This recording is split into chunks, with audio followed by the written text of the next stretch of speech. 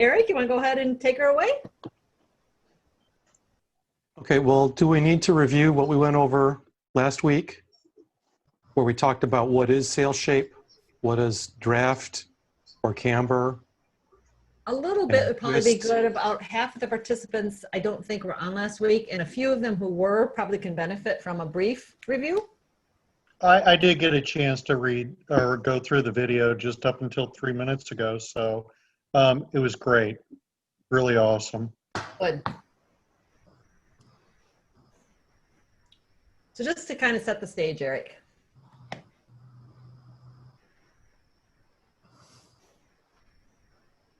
I would love to hear just a real brief review, but don't take too much time. Yeah.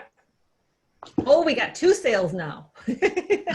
Yes, I folded another piece of paper. But pretending that this thing is a mainsail, and there's the head and the tack and the clew, and the luff and the foot and the leech, still labeled from last week.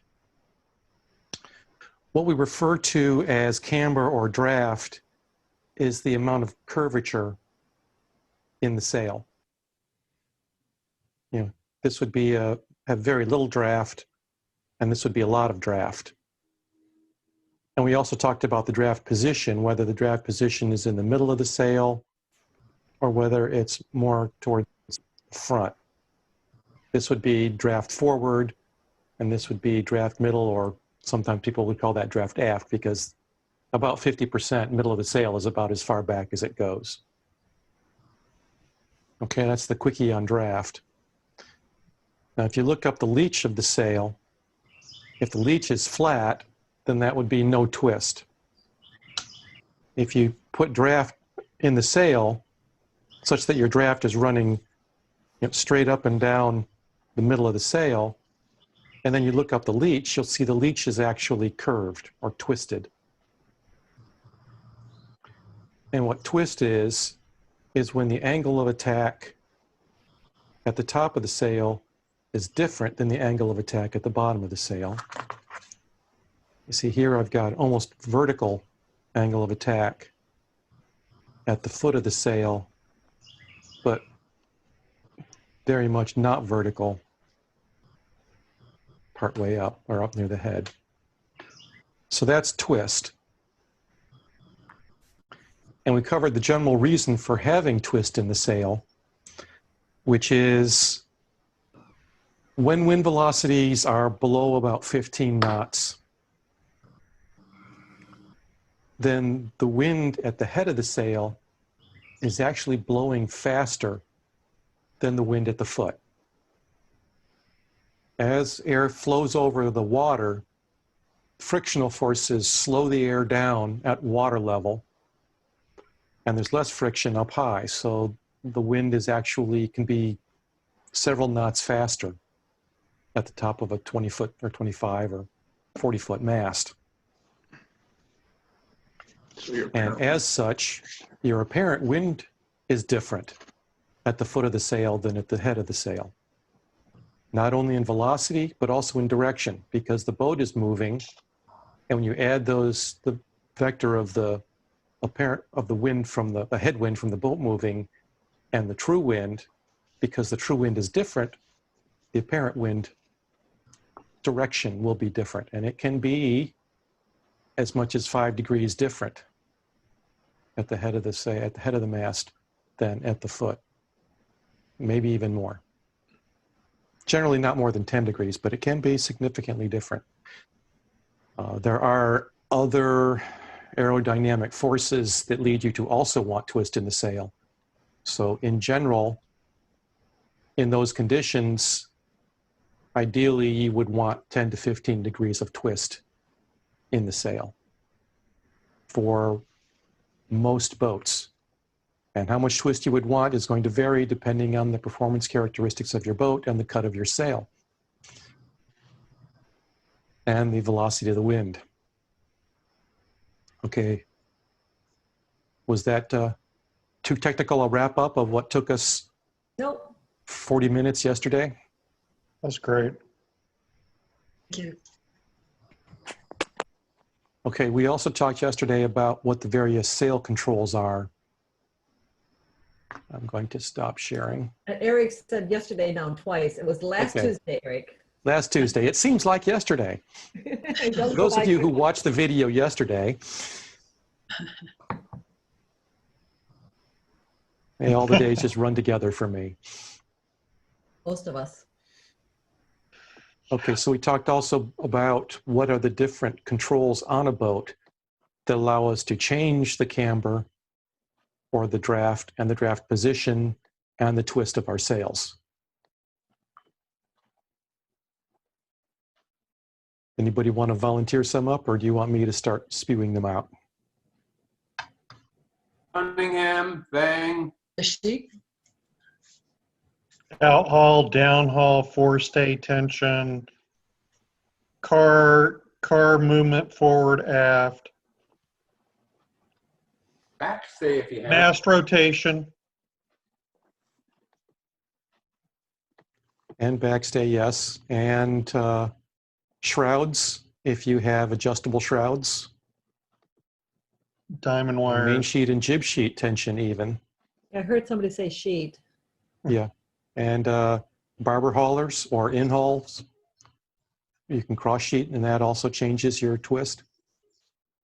Leech tension on leech line on a jib, potentially. Although the leech line on the jib doesn't usually really change the sail shape. It just keeps the leech from fluttering. But the position of your jib cars definitely does.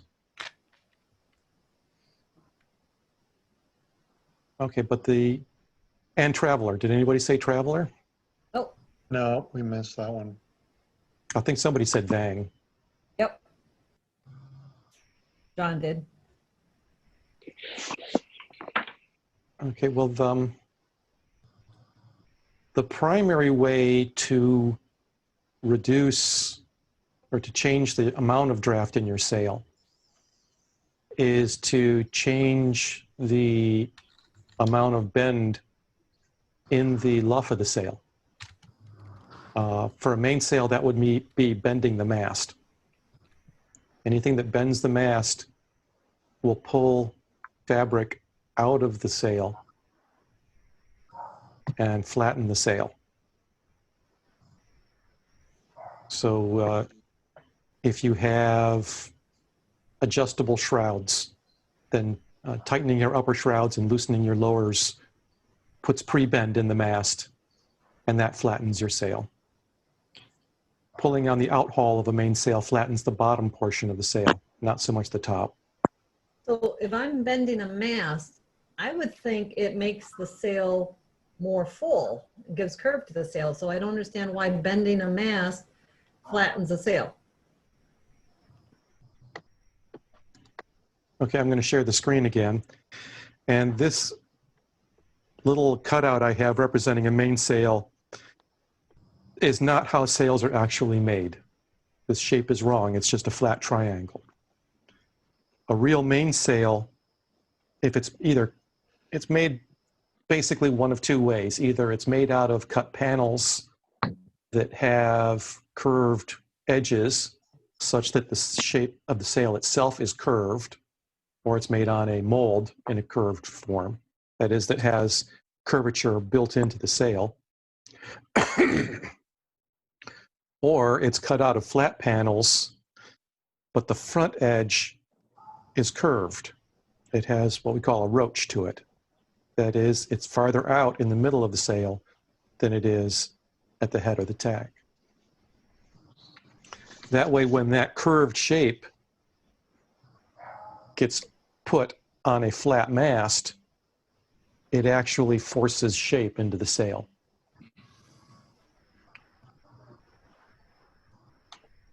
But when you take that straight mast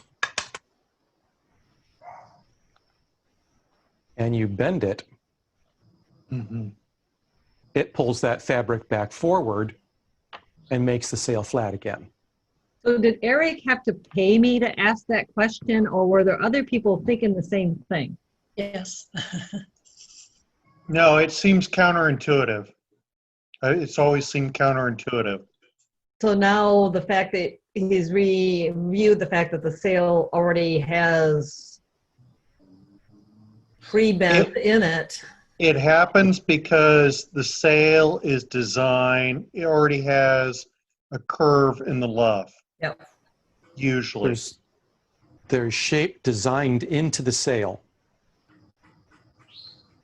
either by the way the sail is built or by the shape of the outside edges.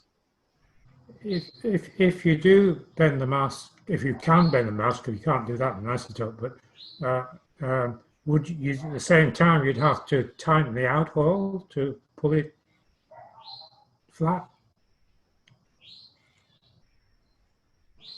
Okay, well, that's a really good question, because if you were here last week, you might remember I said that very few of the controls on a boat, the sail shape controls, do only one thing.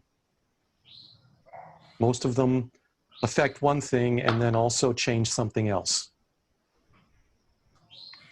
For example, if you have an adjustable backstay and you pull on the backstay, not only does it flatten the sail because it's bending the mast, but it also pulls the tip of the mast back a little bit, and as a result introduces twist into the sail. If you are trying to control twist with a traveler, then it's really the combination of the traveler and the main sheet together that allows you to control how much twist you have. So if you bend your mast, it tends to pull the shape out of the middle of the sail. And, well, really throughout the whole sail, but more in the central area. And if you do that, you might have to adjust something else too. So what about Peter's question? He said, did you specifically have to change the outhaul? Or the Cunningham, I guess. You very well might need to change the Cunningham.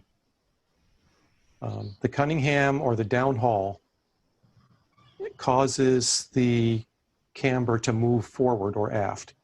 If you put Cunningham on, it pulls the camber forward or pulls the draft forward.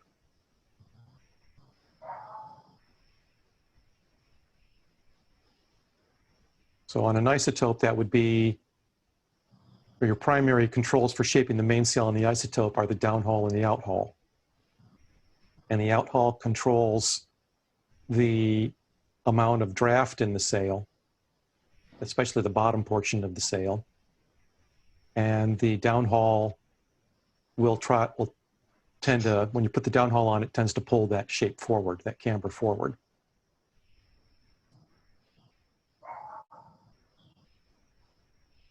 So Eric, if running downwind on a catamaran, would you tend to release release the tension on the outhaul as well as the downhaul?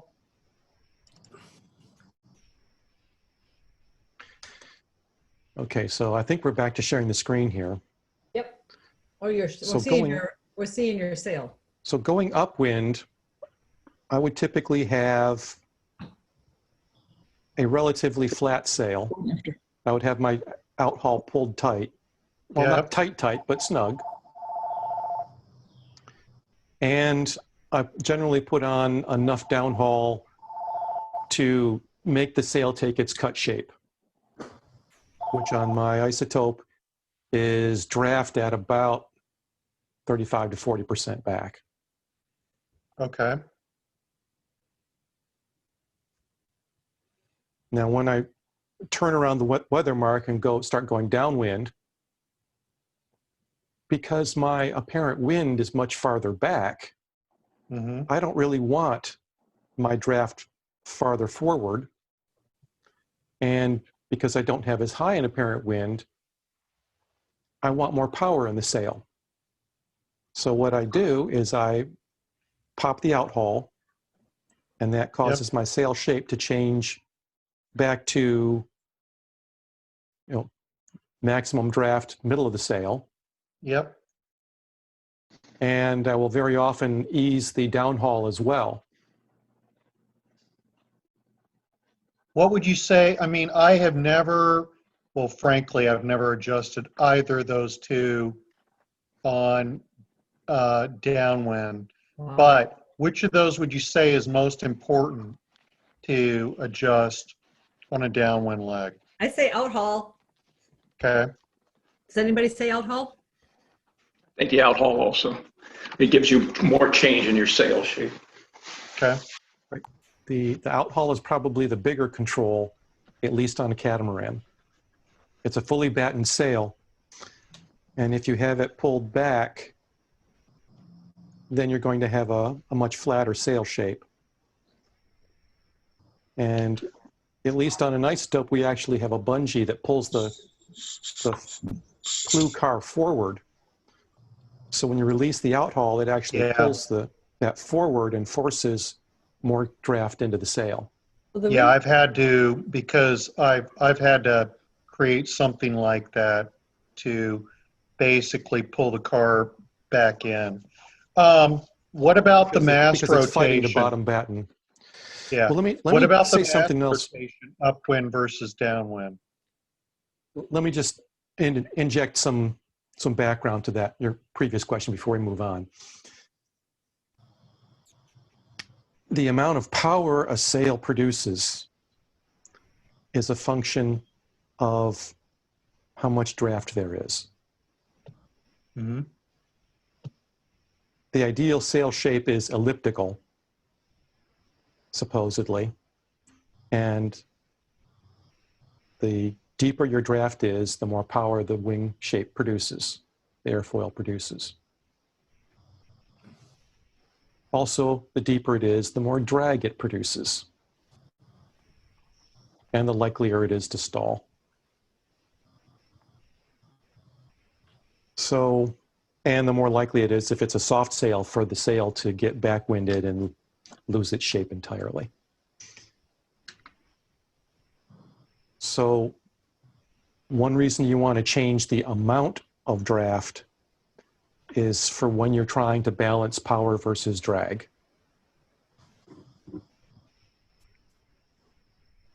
Now, the position of the draft, you would want, so when you go upwind, you generally want a pretty flat sail because you've got a lot of apparent wind. You've got plenty of power, at least on a multi-hull generally. You've got a lot of sail area for the boat weight, so you don't need a tremendous amount of power. So you want a flatter sail that allows you to point better without stalling.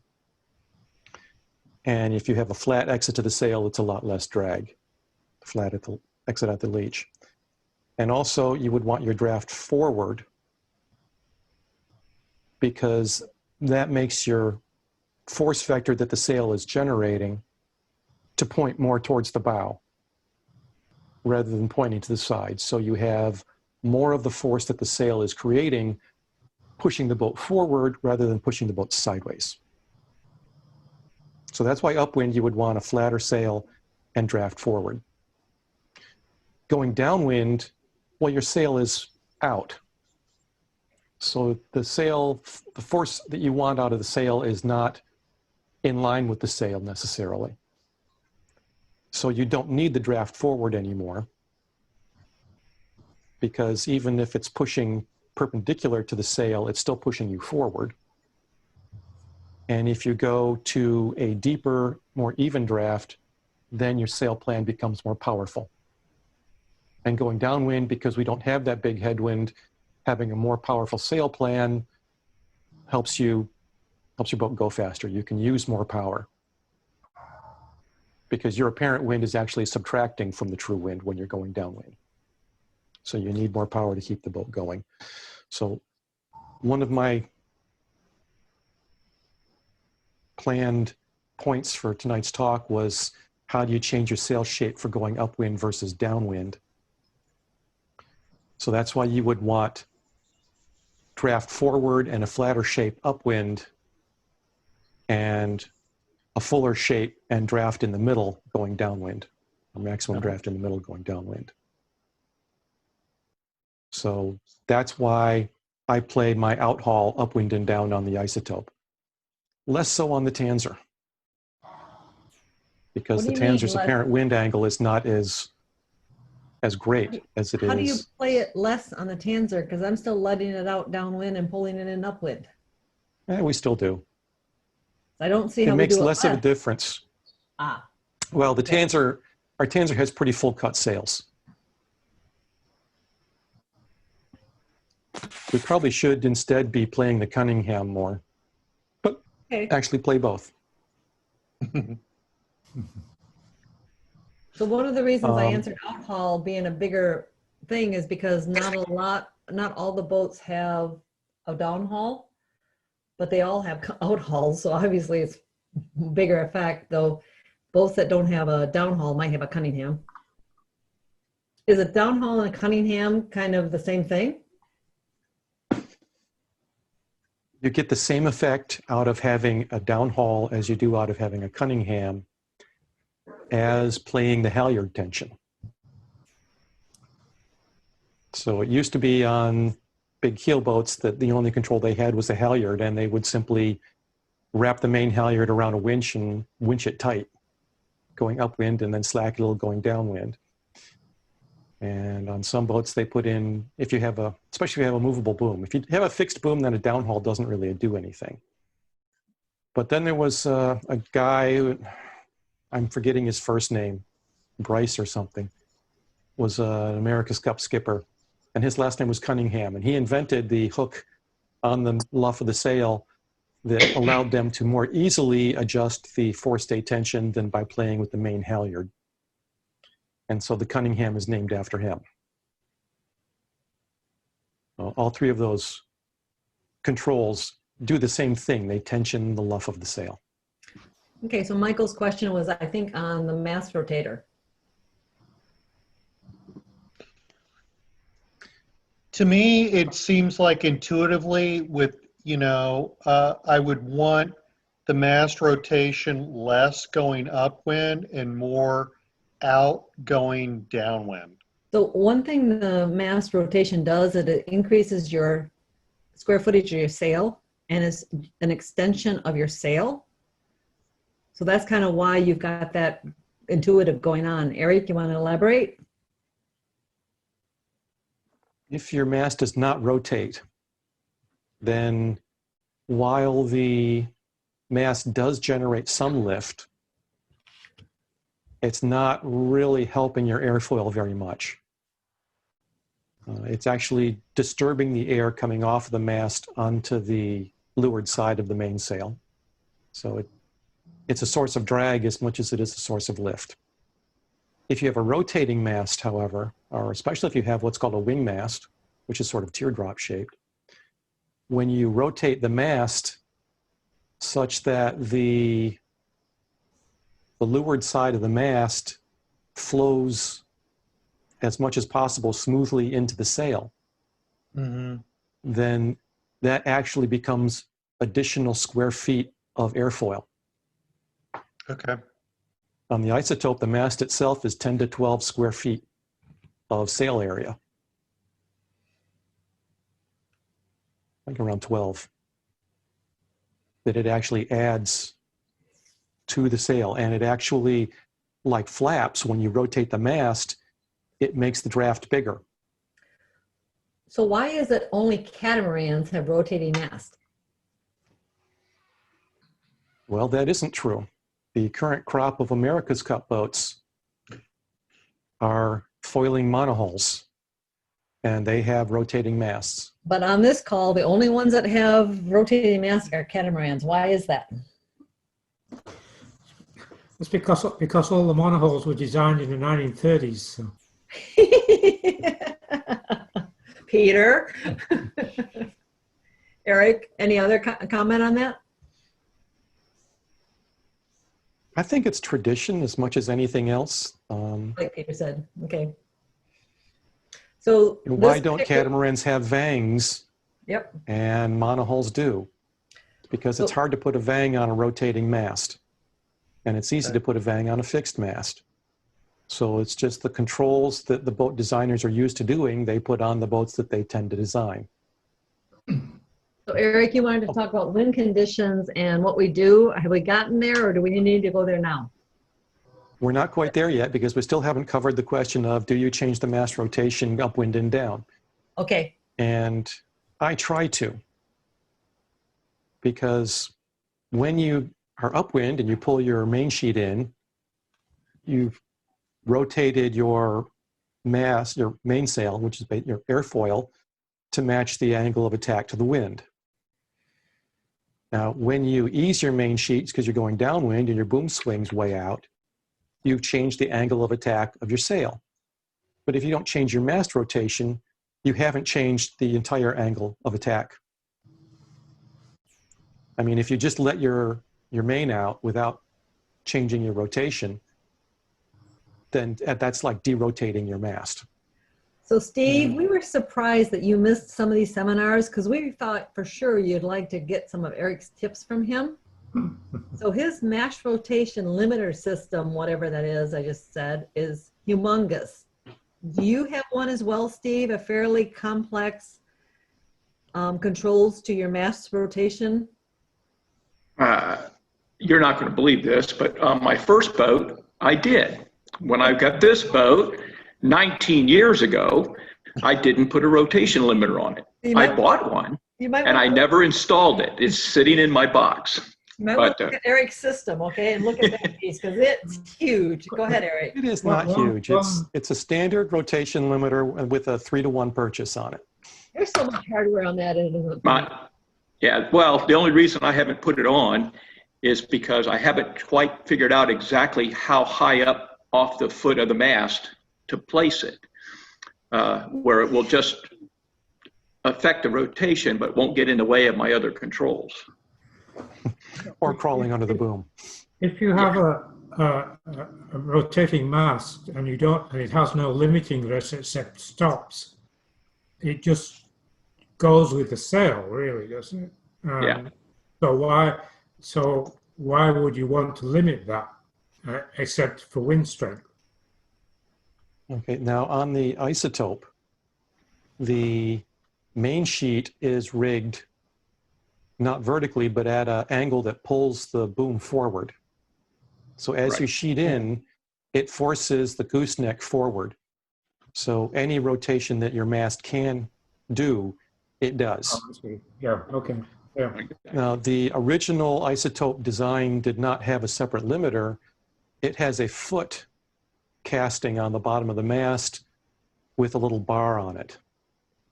Right. And the mast mount on the front crossarm has wings on the sides that are cut or bent outwards. Yeah, and eventually, so that center portion on the bottom of the mast casting rotates until it hits that, and that's what limits the rotation. And then if you have your boat long enough, it tends to cut a groove into that. Yeah. Yeah, eventually cuts it off. I had mine actually get cut off. So. All right, so Eric, let's go on to. So, and Frank designed that position to be a good spot to limit the rotation of your mast for going upwind. Yeah, okay. But it's not as far as you would want to rotate your mast for going downwind.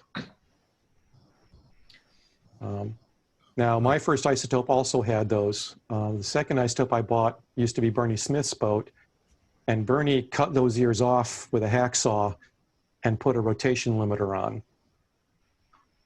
And actually, Frank builds them that way now because he can't get those mast castings with the bar on the bottom anymore.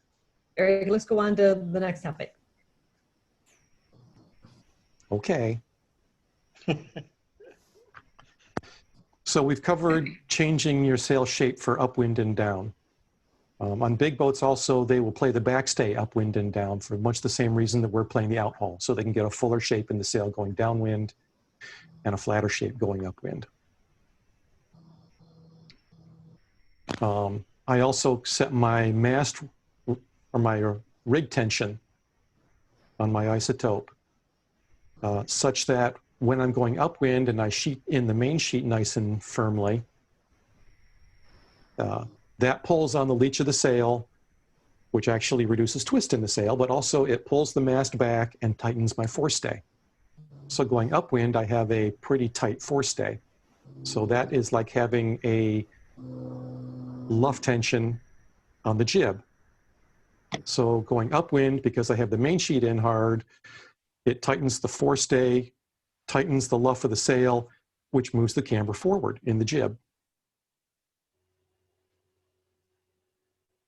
Now going downwind, when I let the main sheet tension off, my rig is just loose enough that that allows my mast to slack forward a tiny amount, takes that tension off of the forestay so that the forestay sags a tiny amount, which opens up the luff of the sail and induces more camber. And it releases the tension, which allows that camber to move aft. So without actually having to play any controls, simply because of how I have the tension set on the rig, that changes the shape of my sail jib upwind and down, as well as what I do to the main. So one thing we don't do on the Tanzer foot of the mast can go forward or aft. And we usually set it in the same position before we launch, and then we don't change it while racing. And we probably could and get better performance. There are Tanzer sailors who pull their mast foot forward or aft, depending on whether they're going upwind or down and what the wind strength is. To be honest, I've never really figured out how to change it to make a noticeable difference. Although we could conceivably pull it backwards a little bit going downwind and push it forwards again going upwind. It changes some of that tension between the forestay and the shrouds, and changes the rake of the mainsail as well.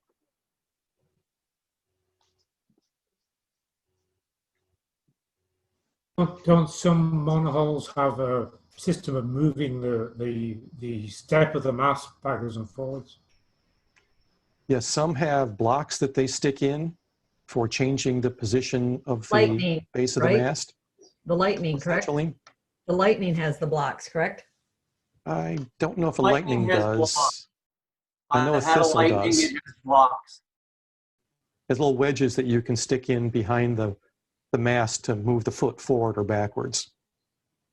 Well, this is up at the deck partner. Yeah, some the boats Lightning. have a hydraulic system that can move the mast. Some have a hydraulic system that bends the mast. That's money. Some have multi-purchase systems that will bend the mast, like the 505. Some have forestays that are connected to a multi-purchase system, perhaps a magic box, that allows you to change the forestay tension on the fly. 505s have that. I think some Wayfarers have that. When Eric says on the fly, he means on the water. Yeah. You can play your forestay tension upwind or down, or with the wind condition anytime you want. You can pull a string and change it. 505s also have shroud tension adjustments that are dynamic, so they can change their shroud tension and their side-to-side rake of the mast at any time they want on the water.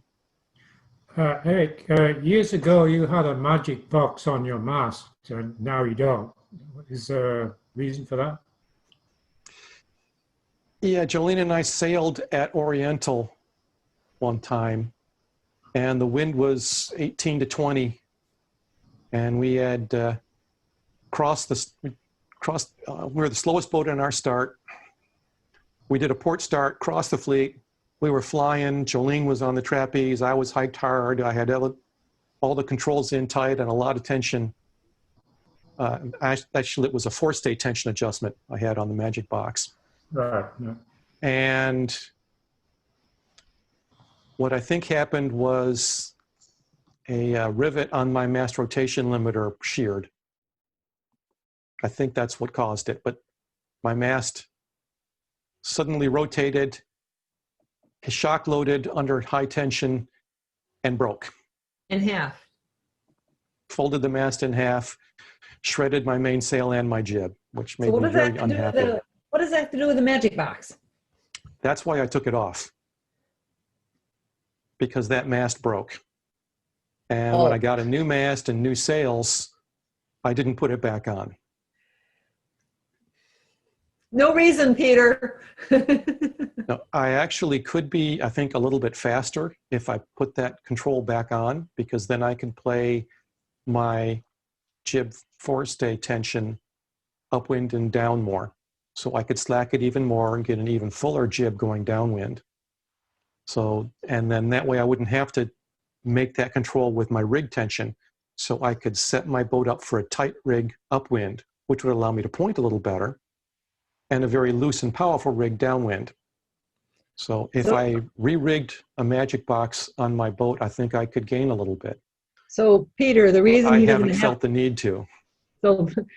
So I'm doing okay without it, so I haven't felt the need to put it on. I don't know if I should ask what a magic box is, and I guess I'm not gonna because I don't want to get distracted. it's a black box. It's a multi-part has- purchase inside an aluminum housing. And so you 6 to pull it 1 a or little 8 to bit. 1 purchase in a box. JC will bring one to the lake and show you. Good. So Eric, back to the purpose of tonight. Okay, so are there any questions on how to change your sail shape for your point of sail? Okay, let's talk about sail shape for wind velocity. And let's leave off, let's not address 0 to 2 knots of wind. Things get strange when the wind is really, really light. Okay, and generally in what we would call light winds, maybe a little less than 3 knots to maybe 7, 8 for most of our boats, perhaps as high as 10 for some. What we would call light wind, light to moderate wind, you pretty much want as much power as you can get out of your sails.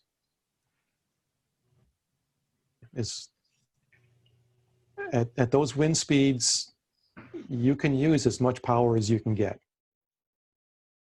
So generally you would want a fairly deep draft in your sails. And because the wind velocity is different top to bottom, and in those conditions, you're probably getting a fair amount of apparent wind, you would want a fair amount of twist. So you would want to shape your sails for maximum draft and maximum twist. That makes sense to everybody? But at some point, the wind velocity gets up there to where it's providing all the power that you can use and is actually providing a little more power than you need and is heeling your boat over. So when the wind strength gets to the point where you're using all the power you need and it's starting to heel your boat too much, then what you want to do is start flattening your sails out. Reduce the power a little bit to the point where it's all that you need. Your boat stands back up and is under control again. And because the sail is flatter, it has less drag. So your boat will go faster with your sails a little flatter once you get up above or into the, depending on what kind of boat you have, probably in the 7 to 10 knot range. You probably want to start flattening your sails a little bit. And that you can do by pulling on your main outhaul, by moving your jib cars back a little bit.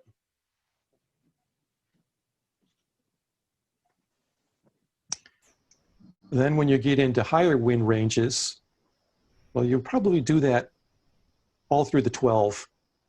And if your boat starts getting overpowered before 15, then you would want to do other things to depower.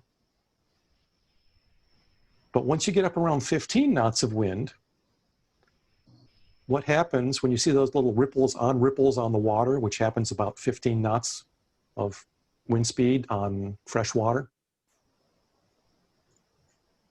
then what happens is there's actually a turbulent layer of air right at the water surface, where the wind is not just slowing down, but you get a wind shear that causes mini rotation right at the water level, and that's what makes those little tiny ripples. That acts sort of like wind ball bearings. It reduces the friction right above the water level. So you have this right at the water, there's a turbulent layer, and right above that, there's a lot less friction in the air. So at that point, the true wind velocity just above the water level is much closer to the wind velocity at the top of your mast. So you no longer have that velocity gradient to the top and bottom of your sail. So at that point, the apparent wind angle in your sail is much closer top to bottom. So you want less twist. So when you reach around 15 knots of wind, you want to adjust the controls to take twist out of your sail. And if you have leach telltales, they're a really good sign of when that transition happens. So that would be generally you would let out your traveler and pull down hard on your main street. That's one way to do it. Now, if you have windward sheeting on your traveler car, then in lighter winds, you can actually pull your traveler car to windward and ease your main sheet. And what that does is it allows your boom to have the correct angle from the mast, but the clew to lift up. And that introduces twist into your sail. So when you sheet in the main sheet harder and drop your traveler down to mid or look below mid line, that pulls hard on the leech and pulls twist out of the sail. That makes sense to everybody? Putting on a vang is another way to take twist out of a mainsail, if you have a vang, because that pulls directly down on the boom, which pulls down along the leech of the sail, tightens the leech of the sail, and pulls twist out.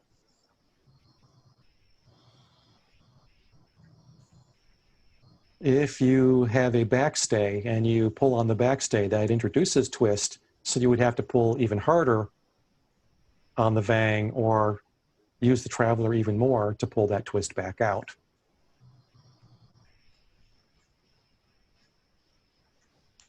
That makes sense?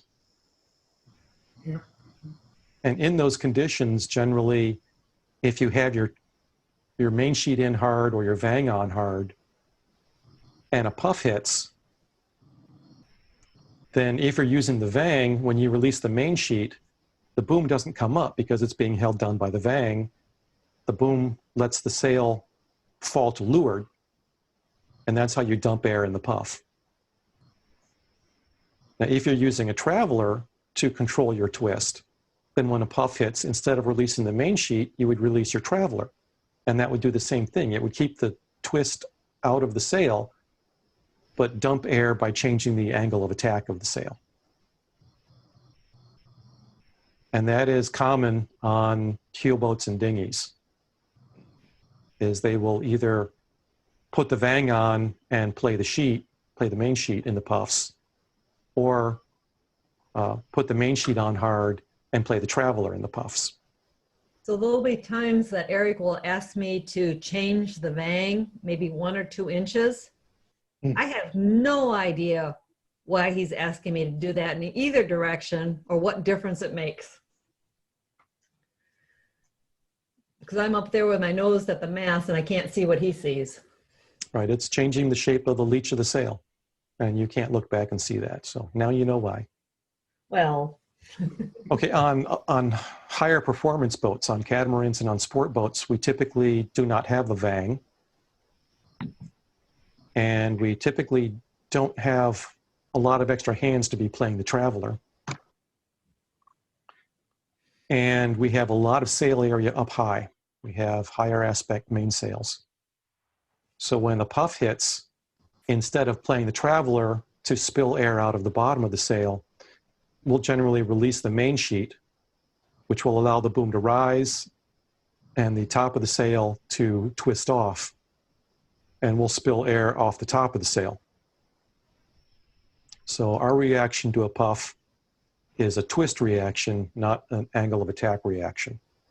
Both of them allow you to dump air. It's just that if you're playing with the Traveler, you're dumping air off the bottom of the sail and suffering a little bit because you're changing your angle of attack.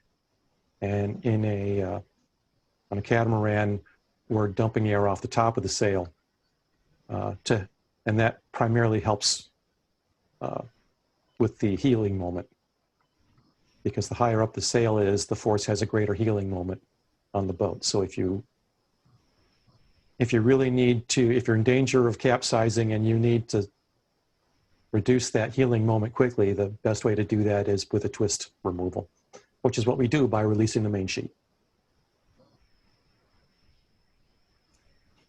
So Michael, you were out in 27 knots this weekend with 4 other boats. Are you able to comment what you were doing with your sails to be able to maintain control of the boats?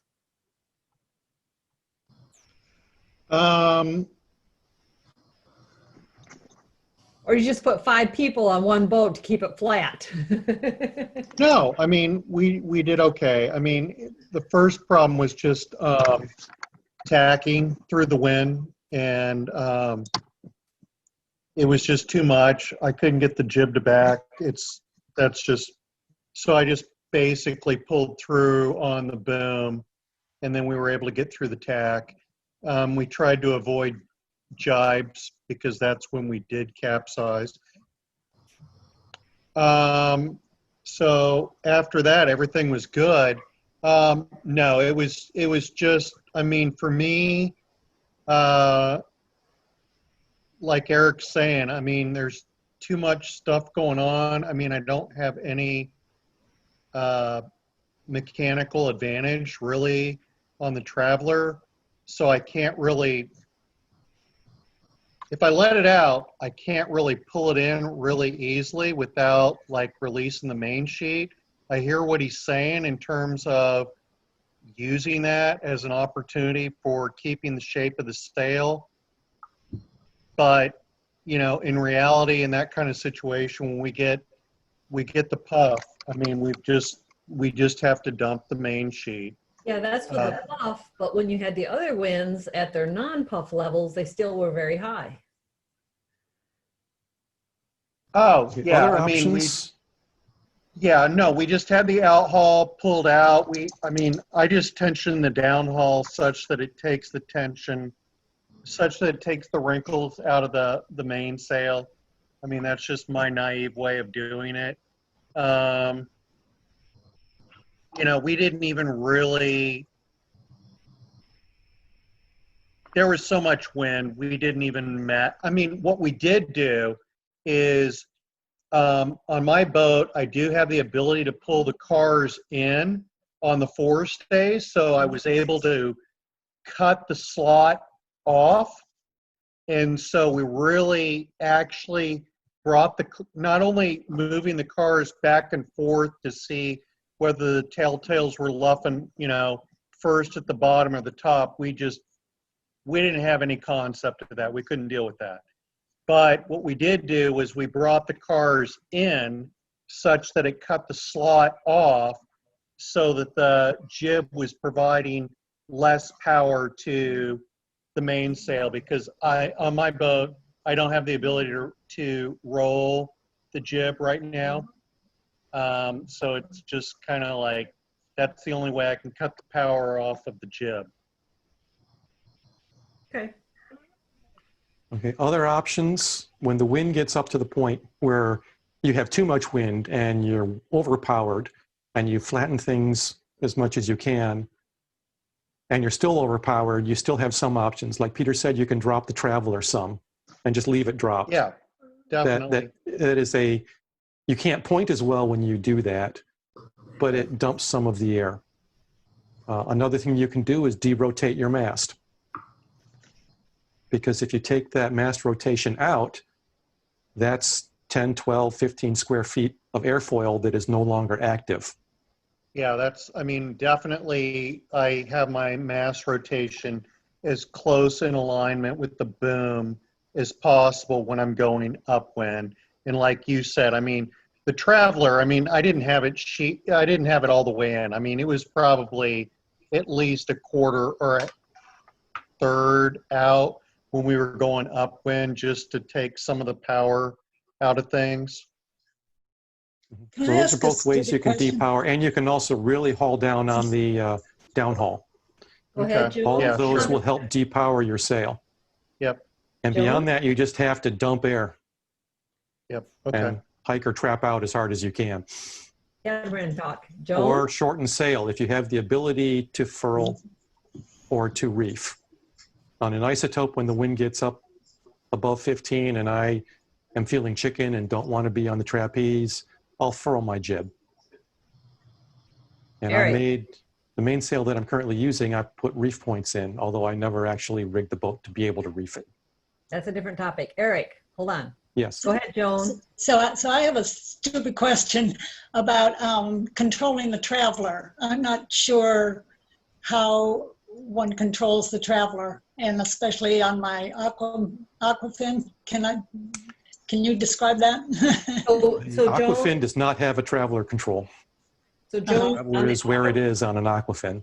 on the Aquafin, Okay. it's fixed based on the line, but some boats allow the line to move one way or Okay. the other, so that little loop can actually move.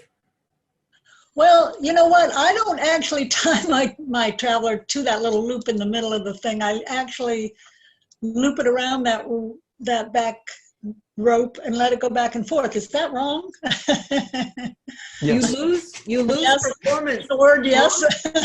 You Thank you. lose performance that way. Do I? Yeah, because Okay. you're So- depowering it when it's able to go to the corner Yeah. of the boat. So I should tie it to that little loop. Yep. Because then it's Okay. always centered, it's always at maximum power. Okay. No, it's where it is based on where you've tied it. On the Tanzer, I've re-rigged it a few times, and I've gone back to the way it was when I first bought the boat, which is the Traveler is a line that runs down, and then underneath it has some controls. But I've changed it back to, instead of being able to move it side to side and being able to pull it to windward, which is what I changed it to after I bought the boat, I've changed it back to where it just moves up and down. Hmm. Because I finally realized that, hey, all this pulling it to windward and letting the main sheet out to whatever in order to let the boom go up, hey, why don't I just change it so that I change the Traveler and it allows the boom to go up? Because that's really what I want it to do. When I want twist, I let the Traveler out and the boom comes up and introduces twist. When I don't want twist, I pull that line and that Traveler comes down and puts more tension on the leech of the sail, pulls the twist out. Okay.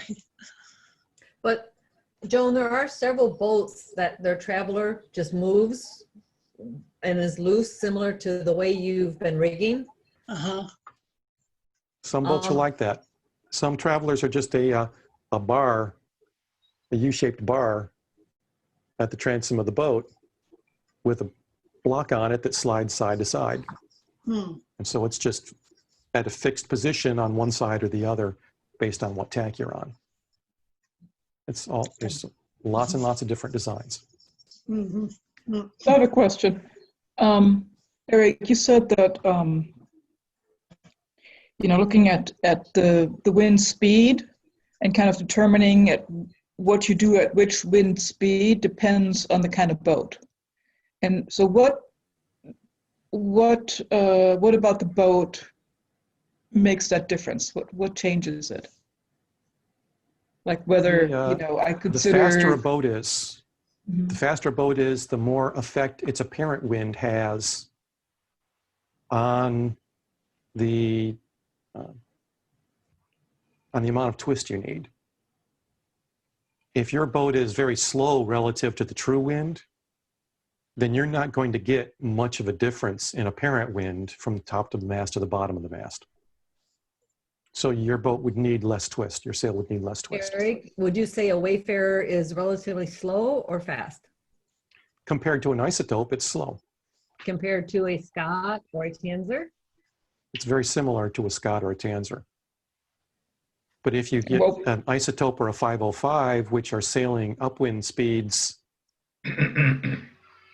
actually close to or possibly even exceeding the true wind speed, the closer your boat gets to the true wind speed, the greater the difference in apparent wind angle is going to be from the bottom of your mast to the top of your mast. And you're going to need more twist as a result. So sails are shaped differently for moderately performing dinghies like Tanzers and Scotts and Wayfarers, and for even less twist cut in for keel boats that move even slower compared to the wind speed. Or aquafin. And they are for high performance boats like a 505 or for catamarans. I mean, the sail data that I have for the isotope sails that we make shows, I think, an 11-degree twist built into the sail. Okay, so can you And translate everything is that pulled for out me? such that the difference in the angle of attack at the bottom of the sail versus the top of the sail is 11 degrees different. But that's on high performance. So for a Wayfarer, it's not that high. Wayfarer, the sail might be cut differently. But so what does it mean currently for have me? less twist built in.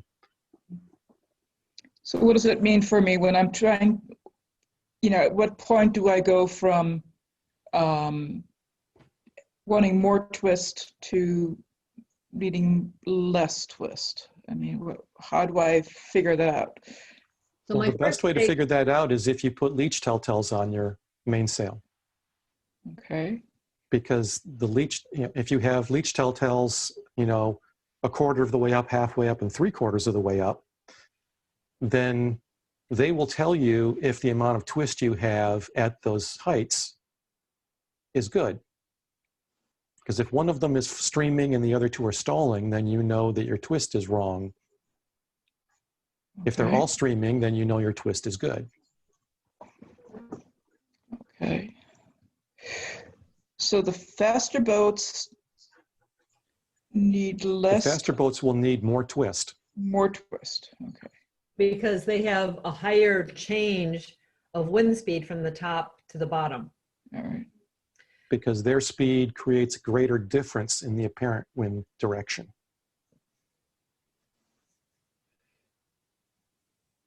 If you're in a motorboat and you're going 5 times the speed of the wind, your apparent wind is bow on. If you're at anchor or barely moving at all, then your apparent wind is the same top and bottom because your boat speed doesn't contribute much to your apparent wind. Your apparent wind is the same as the true wind. The maximum difference is when your boat speed is the same as the true wind speed. That's when you have the maximum difference in apparent wind direction. So what does that mean that the faster you go, the more twist you need? Up to a point until you exceed the true wind speed. And then the amount of twist you need changes back, starts moving back down again. But most of us don't spend a lot of time going faster than the true wind. What was that, Annette? With a Wayfarer, will I get to that point where I... No, a Wayfarer will never exceed the true wind speed. Right. So what you're more concerned about is your draft. A catamaran will or a 505 can. Mm-hmm. But not a Tanzer or a Flying Scot or a Wayfarer.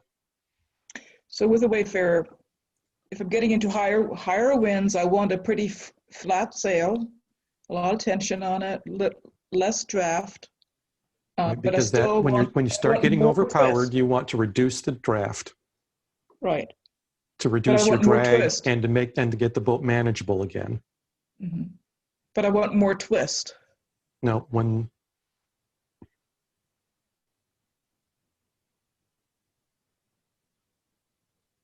actually, it's when the true wind speed gets up around 15 is when that top to bottom direction difference starts dissipating. as your true wind speed becomes much more stable top to bottom. So that point is probably about the same for all boats. But the best way to actually judge that is if you have leach telltales. And then that last week, I like said, why don't I see more leach telltales on boats? Because very few boats at the club level have leach telltales. And we think that's an oversight. We think that's just the sailors not realizing the benefit that they can get from having leach telltales. Right. I think people read the manufacturers, sail manufacturers and boat manufacturers' tuning guides, and they go online and they listen to what the experts say, and they say, at this wind speed, you should do this, and at that wind speed, you should do another, and at this wind speed, you should set it here.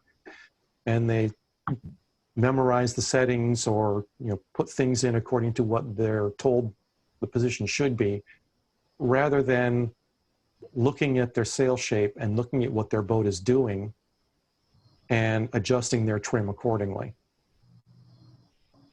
So if the wind is light and you can hike out and keep the boat flat, then make your sails more powerful. If you start getting to the point where the boat is heeling too much, then make your sails less powerful, flatten them out a little bit, reduce the drag to the point where you're easily under control again. And not only will the sails have less drag, but you'll be fighting with the tiller less. And so you'll have less rudder drag and your boat will go faster, even though you've depowered. When the wind gets up to around 15, then you need to take the twist out of your sail, unless that's already grossly overpowering your boat, which it is for a lot of us. We currently don't race at 15. We tend Because to, we're just flat out overpowered. we tend And to there's not not, race. and we have to be just dumping power. When it gets to the point where it's survival, then twist goes the other way.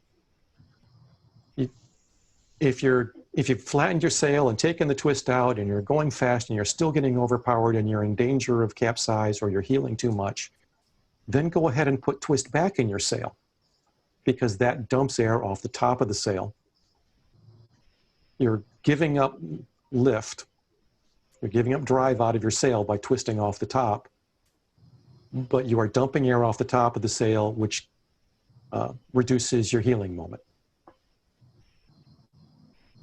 So is that the case? You would let the traveler out and let the main sheet out in that situation? Yeah.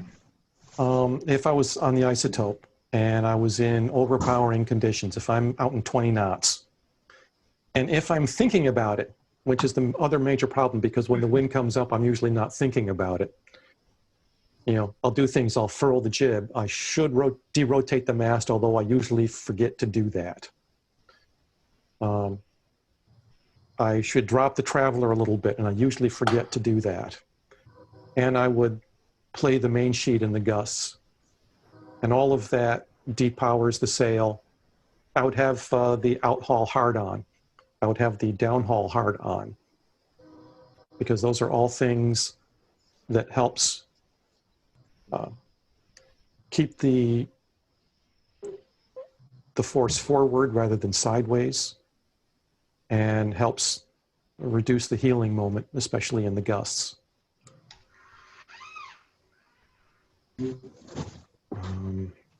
Does that help? Does that tell you what we should do? Also, when the wind is up, let me say, when the wind gets up around 12 on the isotope, I stop changing my settings upwind and down. I figure there's more important things to do than worry about popping my outhaul going downwind. Because if it's blowing 12 knots or above, I don't really need the extra wind velocity, the extra force in the mainsail going downwind. It's more important to me to keep the boat moving quickly than it is to take my eye off the main sheet so I can go mess with the outhaul. So Steve, you want to comment in high winds? Do you do the same? Do you stop messing with the small controls and just focus on big ropes? Big stuff? Yeah, I tend not to. In moderate to light winds, I'm adjusting everything. I'm pulling my center boards up. you know, all that type of stuff. But when the winds start picking up enough to where I'm feeling like I could miss something, then I stop doing things like I'll leave my rudders down, going downwind. I'll, Well, I never play with my rudders, but I used to, and then Frank laughed at me, so I stopped. But the centerboards definitely. But When the wind picks I'm not up, my I rudders, stop but my playing with the center boards. centerboards. Yeah. Yeah, the centerboard. Yeah. Steve, what about the outhaul? Do you stop even doing the outhaul when winds are up? Eric said he did. He doesn't mess with it. It depends on the length of the run. If it's a long run, I may let it out because I know I'm going to have time to pull it back in before I get down to the other end. If it's a short run, I'll leave it alone. It just it depends on whether or not I feel like I'll gain something enough from it to make it worthwhile. So Eric, if it's a short run and heavy air, do you still ignore it? So yeah, if it's a short downwind leg and the wind is up, you know, I concentrate on the two lines that make the biggest difference, and that's the main sheet and the jib sheet. What if it's a long run? Would you then pay attention to If it's really long, then maybe I would. I'll still use the barber hauler on the jib because that makes a huge difference on the isotope. Oh yeah. But the main sheet, the jib sheet, and the barber hauler, when the winds get up above 15 and I am just trying to keep the boat down, I forget about all the little controls. Concentrate on the big ones. Because at that point, popping the outhaul on the mainsail makes a very small difference. Much less than the cost of failing to keep the boat driving while you're not concentrating on it and playing with the outhaul. Same thing for playing with the centerboards. All right. So tell me again about centerboards. When is it you want to pull them up? downwind? Downwind. Downwind on the aquafin, you raise the dagger board, and that gives you less friction in the water. Do you pull them all the way up, or do you like a little bit? I leave mine a little bit down. I'm usually at about a 45-degree angle. Right. Okay. So it reduces the drag and it moves the, I don't have the turning momentum that's involved with it. So, but if I get a puff or something, yeah, go ahead. On the isotope downwind in light air, I will leave the leeward centerboard down and I will pull the windward centerboard all the way up. On the Tanzer, I never pull the board all the way up. And upwind, it's always all the way down. Downwind, it's halfway to 3/4 of the way up, depending on where we're pointing. And I'll do that pretty much whatever the wind speed is. Because in light wind, that reduces drag going downwind. And you really don't need as much sideways force to keep you from making leeway. Because downwind, leeway is actually a good thing in a race. It helps you get to the leeward mark. So leeway isn't the problem. It's just keeping the boat traveling straight so your sails are working properly. So Joan, the next in time heavy you're air going downwind on a monohull, if you leave your centerboard down, it can create so much drag that your boat can trip. You can do It what? can actually lead to a pitch pole if it's all the way down in heavy wind. Oh, So really? it still comes up. So Joan, next time you're at the lake and you're going downwind with the aquafin, bring the dagger board up halfway and feel the difference. Yeah, I'll have to do that because I haven't been doing it. And you'll feel it. It'll Yeah. be a smoother ride. Uh-huh, okay. We're a little bit long on time right now, so I just want to say one more thing about, we talked about upwind and downwind. We've talked about light winds and heavy winds. We've talked about when it gets to survival, then you add more twist back in. But we haven't covered ultralight wind, and I'm going to skip that because I don't have a lot of faith in what people say what to do in ultralight wind anyway. I just do what I do in light wind generally. But the other thing I'm going to talk about is what if the waves are up? Now, if the water is flat, then you can go for, and the wind is up, you can go for a depowered sail shape with less drag, a flatter sail, and your boat will actually go faster with less drag And that also reduces the, what we call the, I'm blanking on the term, the groove. What we call sailing in the groove, which is when you're sailing the point of sail and have your sails adjusted right such that the boat is really performing while you're in the groove. Well, when your sails are flat, your groove gets smaller. So it's, if the water is flat too, then it's easy to stay in that groove. But if the water is lumpy, if there's lots of waves, lots of chop, if you're sailing out at Oriental and you've got 2-foot square wave seas because there's a 20-mile fetch, then even if the wind is light or moderate, your boat is doing this all the time, and your mast is doing this all the time. In those conditions, you need more shape in your sail and you need more twist in your sail. You need the groove to be as big as possible, because when your mast is waving all around, you know, your apparent wind is moving all around. I mean, your sail shape is moving all around. So you want a sail shape that is as forgiving as possible for the angle of attack to the apparent wind, because it's going to be moving around all over the place because your boat is hobby horsing. But an isotope sort of plows through the waves. No, it doesn't. Well, No, not, an isotope tends to climb over them. Climbs over them. Yeah, If you hit okay. motorboat chop, if you don't have a lot of power, your boat is going to try to as hobby horse. If you do have good power, then it might pierce them. So well, it tends to slow them down. It sort of puts a brake on it. You know, if you plow Right. into it. Yeah. right, when you hit a wave and your boat starts climbing that wave, it's going to slow the boat down. So you need the boat trimmed for maximum acceleration, maximum power, so you can climb over that chop, and also so that you can reaccelerate as quickly as possible I mean, for having been slowed down in it. On our lakes, you know, when it gets to 10 to 12 knots, you start seeing the white caps. So basically what we do. It's still when we're- usually pretty flat water when you talk about the difference between lake sailing and coastal sailing. So We when normally Eric- don't see a lot of those conditions where you really want to say, okay, the wind is up, but I still want a very full sail and I want extra twist because I'm in conditions where the boat is getting thrown around a lot and I need not the most efficient sail plan, but I need the sail plan that's going to get me through the chop the best.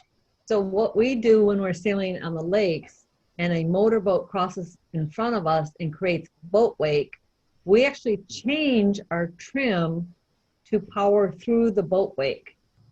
And then we reset after we've gone through it. Eric, you want to comment?